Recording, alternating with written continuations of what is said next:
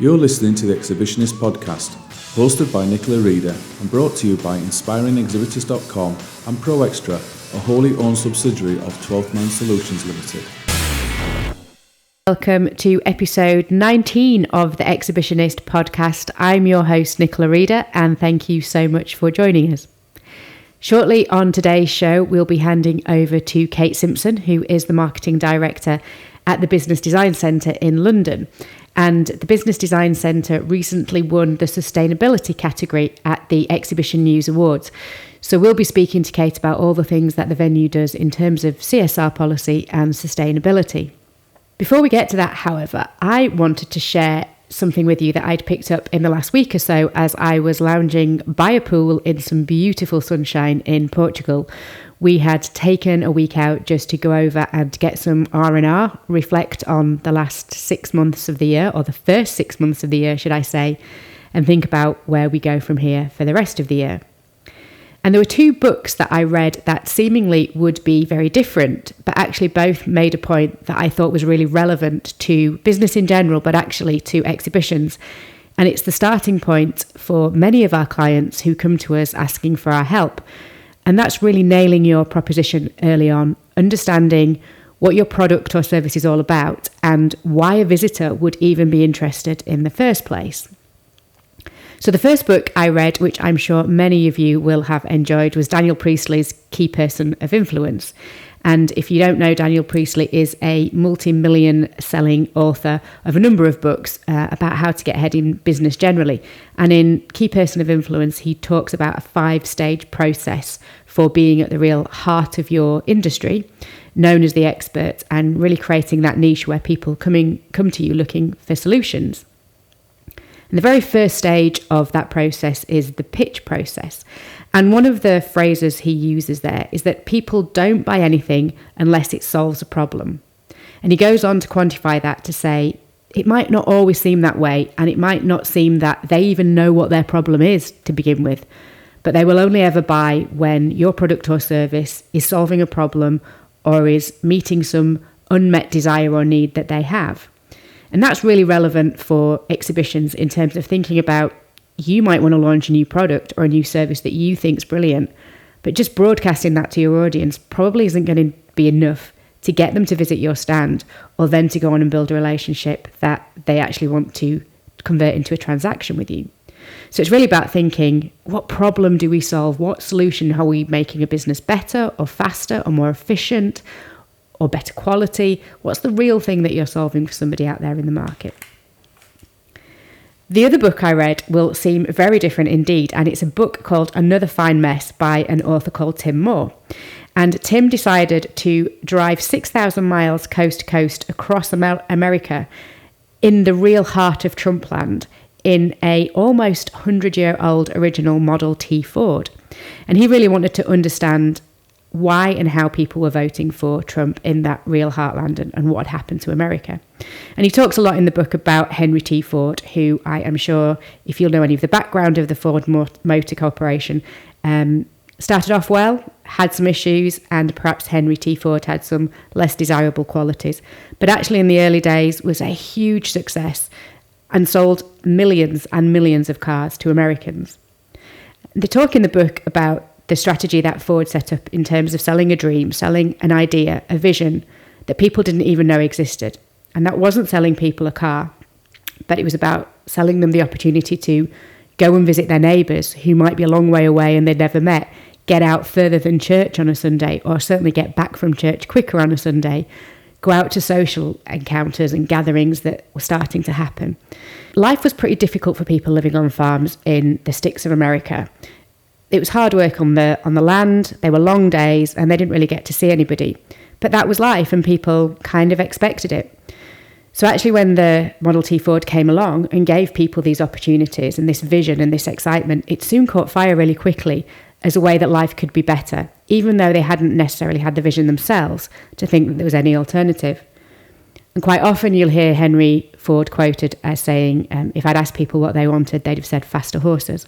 There isn't actually any evidence that he ever said that, but it's the dream about actually giving people a better choice, a better option in the future that they don't even know necessarily exists. It's quite similar for ourselves when we're talking to clients about exhibitor training. And often people don't think they need it. And then when you talk to them about how they could get a better return, how they could enjoy trade shows more, how it could be a less stressful experience, how actually their team could work much more closely together and bond and be a stronger team coming out of a show because of the training they've had to go into it. It all kind of clicks into place and makes sense, and they see this vision of things that necessarily hadn't been that clear before. So 2 very different books, one very much business-based, one just an interesting insight on America Old and New. Actually written centuries, or talking about eras in time that are centuries apart, but actually with really relevant messages about finding the solution, nailing your proposition, understanding how you make a client or a visitor or a customer's life better, and being able to really, really clearly articulate that in everything that you do relating to your show. And at Pro Extra, we think that's absolutely crucial in terms of being the very first stepping stone to having a brilliant exhibition. If you're not really clear from the very first point of planning an exhibition, why you're going to it, who you want to talk to, what problem they might have, and what solution your product or service delivers for them, we'd really ask you to question why you were going to show in the first place. What do you realistically expect to get back if you're not really sure who you're talking to or what it is that you're talking about? So Daniel Priestley, Key Person of Influence, and Another Fine Mess by Tim Moore, 2 great books that I can recommend, although this is not a book show podcast, but if you enjoy either of those, do let me know and let me know what you think. We have reached out to Daniel Priestley and asked him if he would like to come on the show at some point and talk to us about whether businesses can be at the heart of their industry and how they become a key business of influence. So I'll let you know if he comes back to us on that. So moving on to our conversation for today, and we were delighted a couple of weeks ago to speak to Kate Simpson, who is the Managing Director for the Business Design Centre in Islington. So we'll hand over to that conversation now and hope you enjoy it. So on this week's episode of The Exhibitionist, the podcast, we are delighted to be speaking to Kate Simpson, and Kate is Marketing Director at the Business Design Centre in London. So Kate, welcome to the show. Hello. Thank you for joining us. I know you've been off on your travels, so thank you for making the time for us today. I know it's pretty much your first day back in the office. But before we get into our conversation, Kate, do you want to just give us a bit of background on your experience and your current role? Yeah, of course. So this is my 12th year with the Business Design Centre. I've had various roles throughout my time here. I started in event management and then worked into venue sales, so selling the venue to people who wanted to organise events, and slowly worked into marketing, which is where my current role is, really. But we're quite a small company, so it means you get to get involved with lots of other areas. So I've sat on various steering groups from things alongside sustainability and kind of customer experience. So you get to have a varied experience working here. Brilliant. So the Business Design Centre in London, people might not know that much about it. So tell me a little bit more about the venue and the sorts of events that you host for your clients. Sure. So we are based in Islington, which is just up the road from King's Cross in London. We host the majority of trade shows. So around 70% of our events are trade, around 20% are consumer, and then various other events in between. We are a multi-purpose venue, so we've got 100 businesses that actually operate out of the venue on a day-to-day basis in office spaces around the exhibition. And so a lot of our events kind of do complement the offices and showrooms that live here permanently. Within the events, kind of predominantly around a quarter of them are in the tech sector. We're kind of located quite close to the city. But we also have a lot of events that are in the careers sector, fashion design, around a quarter of those kind of fall into that category as well. Wow, really broad portfolio of events, and I hadn't necessarily realised you had that many businesses that were in-house. So that's fantastic, a real little hive of activity down in Islington. So what do you think are some of the biggest challenges that the industry faces in sustainability? One of the reasons we wanted to invite you onto the show today was really about the Business Design Centre's focus on CSR and sustainability. So what do you think as an industry, to kick off, are some of the biggest challenges that we face? Well, I think the positive side of the industry, in that face to face is always going to be what we do, and people are always going to want face to face interaction, whether it's in a personal capacity or in a business capacity. And I think the important thing from our industry is that a good business happens when we all get together, whether it's kind of networking events, award ceremonies, exhibitions, conferences. I think the human nature of meeting people is what we crave as people and businesses. So that's always going to be something that we're going to want to do in life, and a byproduct of the successful side of that is going to be that, you know, you have to travel, that you are going to consume, that there will in some way be waste of some kind or energy consumption. And so it's about how we address the balance between the success of all of that with the way that we can change our behaviours and beliefs, and, you know, educate people in order to do what we want to do and have our events and hold our exhibitions, but be able to do it in a way that it has a minimal impact on the environment that we are living in, whether that's the community or whether that's the actual nature. And I think that's the challenge that people are facing. You know, you want to have a successful event. The fact that it's the biggest version of itself is great, but obviously with that comes the kind of opposite balance, if you like. So the challenge is how to be successful whilst also minimising that impact. Yeah, it's a huge struggle, I think, in, as you say, the very nature of this industry is people want to get together, and internationally people want to get together, and that just means that you have to travel, and we kind of can't escape that, really. So, but I know yourselves at the BDC really have kind of CSR and sustainability at your core. And congratulations, you recently won that category award at the Exhibition News Award. So congratulations. But thank you. I'm kind of really interested in understanding where does that having CSR as a value to you as a venue, where's that come from? How important is it to you as a venue? So we're a family-run venue.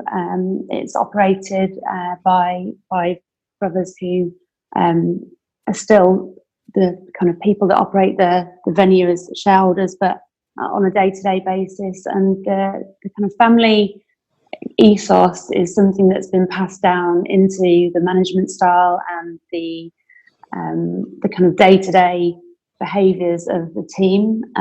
So we've got, as I mentioned, a very small team, and a lot of their own ethics and morals are things that generally run the business on a day-to-day basis. So people's passion for, you know, obviously CSR doesn't just apply to the sustainability side, it applies to charities and working in the community and the way that we treat our staff and our customers. And I think it's that core value and the way that it's integrated into the team as a whole is just the way that we end up doing so much.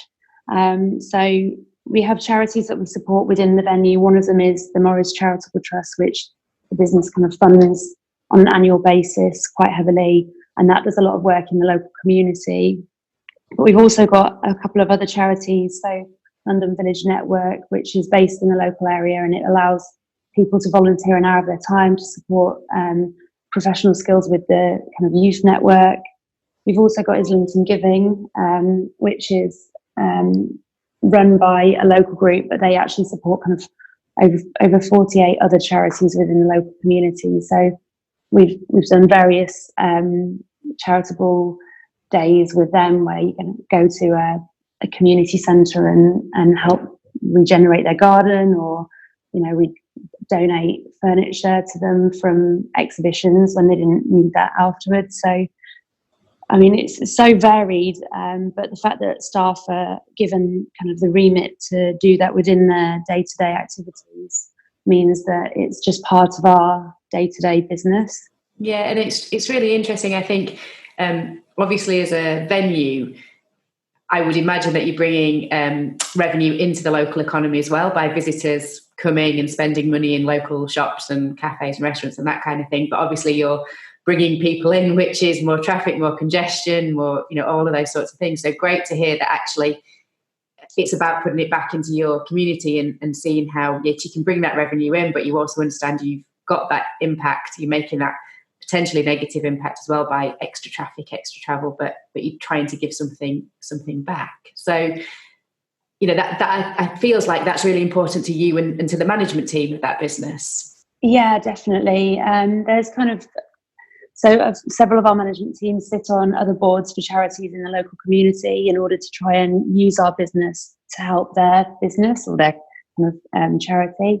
And I think being able to give back and support them, like you say, we do bring a lot of people to the area, and the up the street area where we actually are is full of bars and restaurants, and I feel like a lot of the event traffic that we get, it's a two-way street. They enjoy having us and we really benefit from having them here. But for those in need of the support, it's been great to, personally for me, I've been involved in several different charitable organisations in the area, and it's just really great to get the satisfaction from not just doing your business at the BDC, but being able to welcome these organisations in to make the most of what we do as well.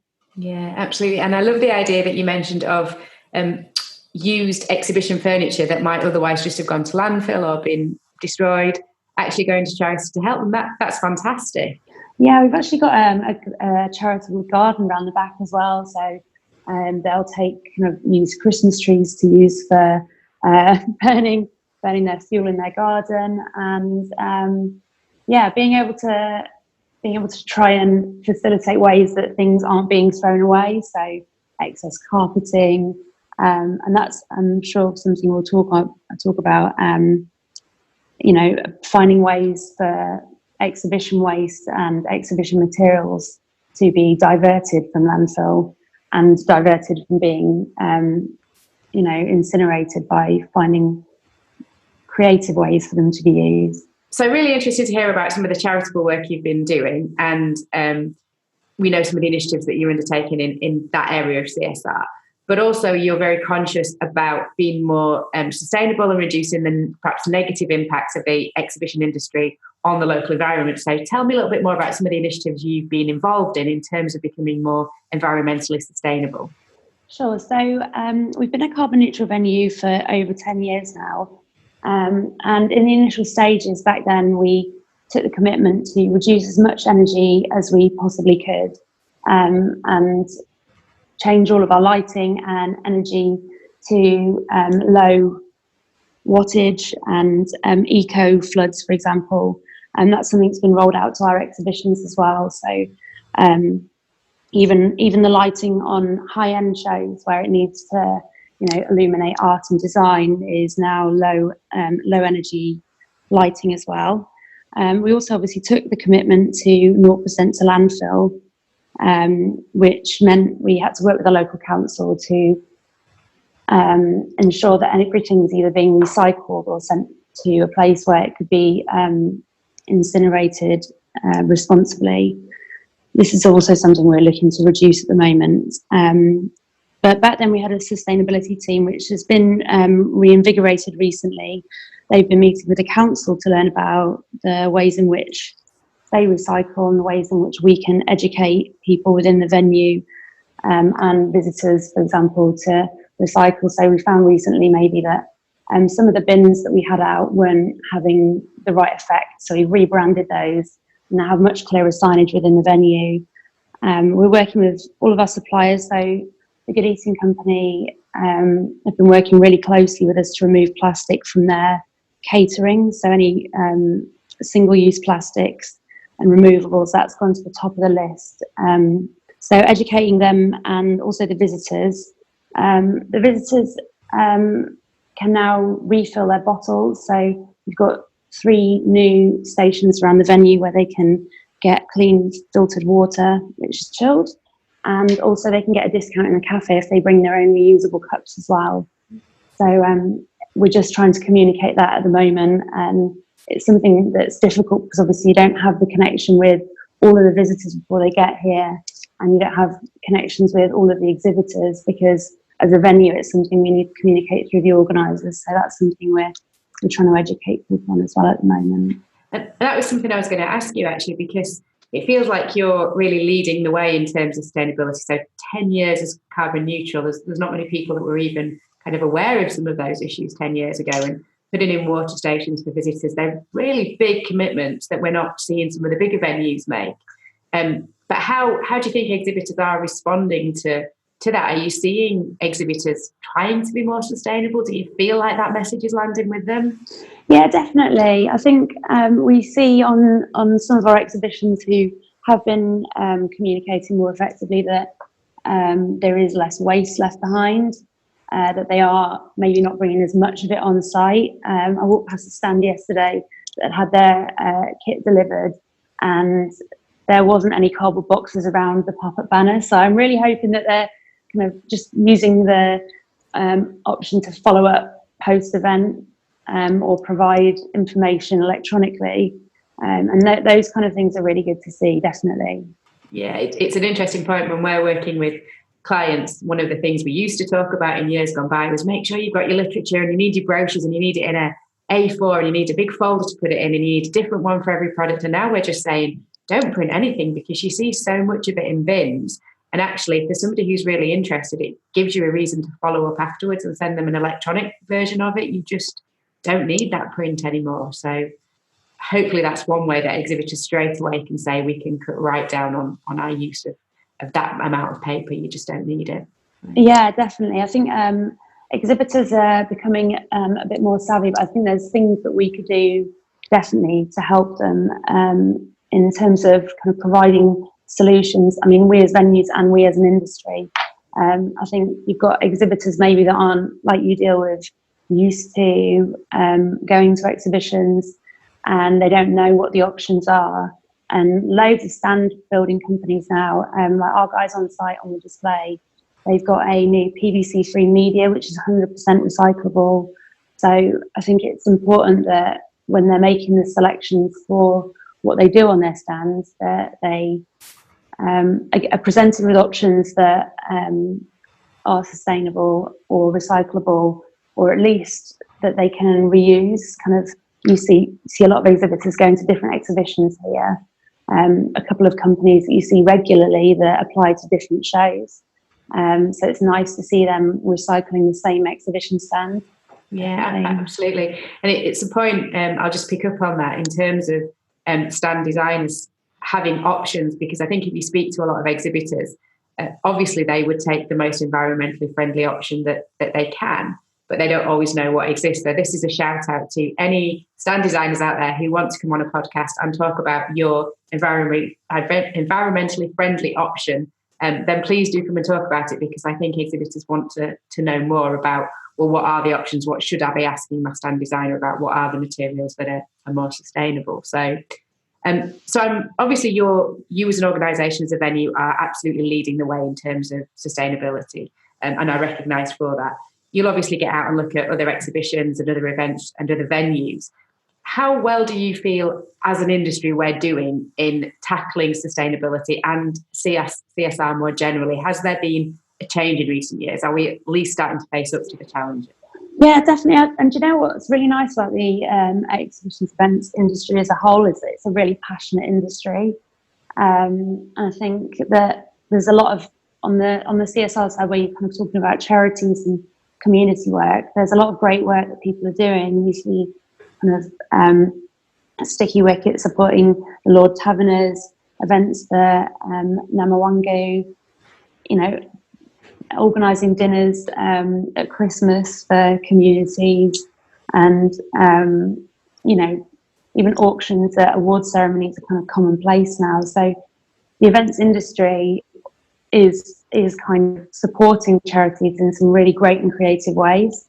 I think on this side of sustainability, they're definitely facing up to the fact that we are a big contributor. I think I recently read an article from Conference News, kind of the contribution of the carbon footprint of the events industry and how huge it is. But I don't think people are putting their heads in the sand anymore. I'm not saying that they were, but I think people are facing up to the fact that there is an issue, and they're coming out with solutions that are really interesting.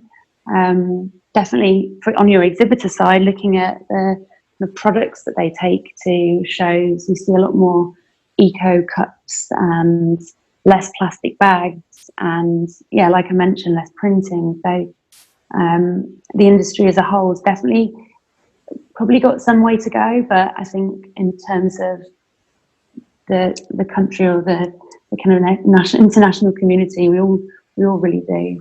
Yeah, I think it's interesting.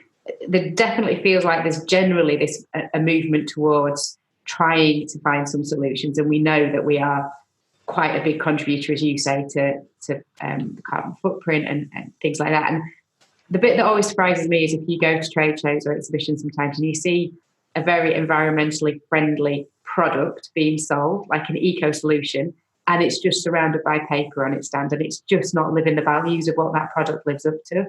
And I think it's, if those people who are selling eco solutions to things are still using huge amount of paper and plastic in the graphics boards or whatever, it just kind of isn't authentic and it isn't true. So, if we can't even get the people who wear eco products to actually think about sustainability in the exhibition stand, how can we expect people who are selling, I don't know, computer software or something that's not in that kind of sustainability place? So is there anything else you can think of that exhibitors could be doing in kind of planning and delivering their exhibitions that would help them help the industry become more sustainable? Sure. I think one of the things that we've seen a bit more of recently is kind of using logistics companies to bring their kit or their stands as a whole to the exhibition, offloading and putting it on their stand when they arrive. And I think that is reducing traffic massively in our local area and reducing idling vehicles, and also makes it easier for them. So if they weren't aware that was something they can do, I think the employment of a logistics company, for example, to facilitate bringing everything as a whole to an exhibition is one of the things that I would recommend.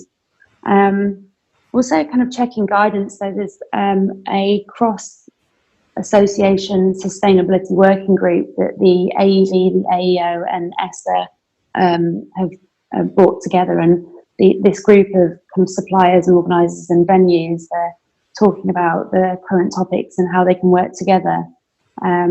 So I guess whether it's organisers or exhibitors, but getting guidance on what they think the best practices would be. I know it's not always kind of easy for exhibitors. They've got a lot of other elements to their job. Maybe they're just organising an exhibition as part of their working week, but trying to get a few tips from these people, because it's kind of ever changing, and obviously the other things we mentioned, by kind of reducing the amount of things they bring to an exhibition, creating creative marketing strategies where they can reward customers after the exhibition, so these people aren't carrying home bags full of stuff that they don't need. And checking with the venue as well, because like I mentioned, we don't always have a direct connection with all of the exhibitors, or it's that a stand build company are building a stand for an exhibitor, and then it's other people that are turning up to the stand on the day. That's something that, there's a missing link in communication that we could really work better with the organisers to facilitate maybe. But saying, bring a reusable bottle, bring a cup for coffee, you'll get a discount in the cafe if you want a hot drink. You can fill up your water for free around the venue. Those are the kinds of things that will really help eliminate waste and will allow us to stop using single-use cups, even if they're just paper. I think that's a really important message for exhibitors. Yeah, absolutely. And checking with the event organisers if there is any way of recycling any materials or anything you're working with. So, for example, we do quite a lot of food shows, and it's brilliant at the end of the show when you hear that there's a fair share collection, and a lot of the kind of samples or leftover produce that can't be uplifted will go out to food banks or feeding the homeless in local areas. That food just doesn't get wasted anymore in kind of the way it did 10, 15 years ago. You were kind of just giving stuff away to anybody who take it. But at least now it feels like there are some measures in place. Certainly that's the most obvious one. But every industry will have a way of recycling furniture or samples or whatever it is to help the local community. So it's always worth checking out with your event organizer kind of what their particular rules are. So talked a little bit about exhibitors and kind of what they can do. Is there anything that you would like event organisers or suppliers to the industry to be doing to be more sustainable? We've covered quite a lot already, but anything else that kind of stands out to you and thinks, if we as event organisers could just do this, it would really make a big step forward in terms of being more sustainable? Yeah, I think industry-wide at the moment, we're trying to obviously tackle the issue as a whole, and we're working with our suppliers here, so like the catering company, not only to reduce and reuse and recycle, but also to provide sustainable catering solutions. So options that are like green labelled, for example, like a sustainable menu for food that's been sourced locally, which you can in London, surprisingly. We've got some great local fishmongers and butchers, and we get from nearby kind of fruits and vegetables. So it's really exciting to be able to offer these kind of packages. I think there is still an element that sometimes the sustainable option is going to be slightly more expensive. So it's about us working with the suppliers to try and make them like for like, and make these options easy for organisers to choose. So yeah, we would like organisers to choose these sustainable food options, as an example. I think also helping them to pass on the message. Like I said, it's not always easy for us if a visitor hasn't been here before to target those visitors because we don't hold their data. So passing on the messages that they can bring their own reusables in is really important for us. Generally taking a lead on the communication side. We're happy to put out extra bins, and we're happy to rebrand as we do on a kind of ad hoc basis as we find the bins are being used incorrectly, like I mentioned. And we'll constantly try and facilitate the ease of exhibitors and organisers and visitors being able to throw things away correctly. But I think a lot of it has to come from somewhere in the middle sometimes. So, supporting us on that and letting us know when you need support back as well. Definitely. Yeah, absolutely. And our one plea, as we run quite a lot of live theatre areas for shows and events, and a lot of those will provide water for their speakers, so bottles of water, which is great. Speakers need water. But so often they take 3 or 4 sips of a bottle and then just leave it on the lectern, and that ends up thrown away as nearly a full bottle of water. So if you are running any live theatres at your events, water fountains for speakers are brilliant. I know it costs a little bit more to plumb in a water fountain, or, even doing them kind of personalised speaker, really nice water bottles for them could be a little bit a way of adding value. But kind of it just feels like certainly on some of the theatres that we've run, that's a real big waste of water, that it isn't even getting drunk. It's 3 or 4 sips during a half-hour speaker presentation, and then we just end up bidding half full bottles of water. So that kind of feels like a big area where everybody could help out. So yeah, no, I've been to events recently, and people are coming up with a lot more creative ways to address the water issue. One I went to recently actually gave you a water bottle when you arrived, and then there weren't any plastic water bottles to be seen inside, which I think is really progressive, and actually something that could be easily done. It's a really easy option for a sponsored item. And from inside the venue here, we've actually installed the conference water, kind of refillable glass bottles for still and sparkling. So we do manage that on site. But we know as a grade 2 listed venue, it's not easy to install these kind of things. So trying to implement them can be hard, but like you say, putting them on the entrances to sessions would be a really good idea. Yeah, and I like your idea there about sponsoring water bottles. I think exhibitions have historically kind of sold space to sponsor lanyards or to sponsor bits in show guides and things like that. But whoever uses or wears their lanyard again once you leave a show, but actually if you had a branded up water bottle on your desk for the next 12 months, it might just remind you about the company sponsoring it and thinking, I'm going to get in touch with them. So if anybody is doing sponsored water bottles or is interested in that, get in touch, because we would love to hear about your stories and what you're doing. So fantastic to talk to you, Kate. We've covered a load of content there around kind of CSR and sustainability. And is there anybody else in the industry who you think is either doing a great job in this area or has just been an inspiration to you that you think would make an interesting guest on a future episode of our podcast? I actually think I mentioned before this kind of cross-association group. I think it's so good that the AEV brings venues together, the AEO brings organisers together, and as for the suppliers, I think having somebody from one of those organisations would be really good to kind of get an overall feel of what people are saying from that group of people. I think that the fact that they all get together in their own groups is great, but as a cross-association, and I think they just managed to cover so much more. So yeah, definitely someone from one of their teams. Brilliant. And that sounds like a panel podcast to me. See if we can get one. It does, yeah. That'd be a healthy debate that'll need some chairing. But yeah, I think that'd be fantastic. So thank you for that. So thank you so much for your time today. I know you are so busy, having just got back from America. So thank you. We really appreciate it. And Kate, if anybody wants to get in touch with you, what is the best way of finding you? Is that via social media or email? Yep, I can be contacted on Kate at bdc.london, or you can find us on our website, bdc.london. Brilliant. And if anybody needs those details, get in touch with us and we can pass them on. So thank you so much for your time today. You've been a brilliant guest. I have learned loads about BDC that I didn't know before. And good luck with all your future events. Thank you very much indeed. Congratulations again to the Business Design Centre for their win in the Exhibition News Awards in the sustainability category. We've often talked to guests in the past about their thoughts on sustainability, and we know as an industry we need to work harder, and it's great to see one of the big venues in the country really taking a lead on that. But if you've got any ideas or suggestions or things that your company is doing to help the industry become more sustainable and reduce the impact that we have on the environment and create a more positive engagement with local communities, we would love to hear all about what you're doing. So please do get in touch.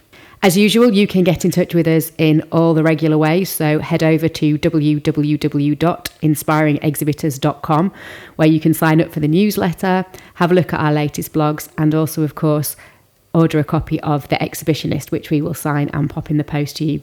And if you do read it and enjoy it, please do hop over to Amazon and leave us a review. We've had a few people sending us feedback by email, which is amazing, but if you could pop us something on Amazon, that would be brilliant. It all helps. So we are fast approaching our 20th episode of the Exhibitionist podcast. I can't believe we've had so many out there already. So thank you for continuing to tune in and listen to us. And so for episode 20 in celebration, we're going to do something a little bit different.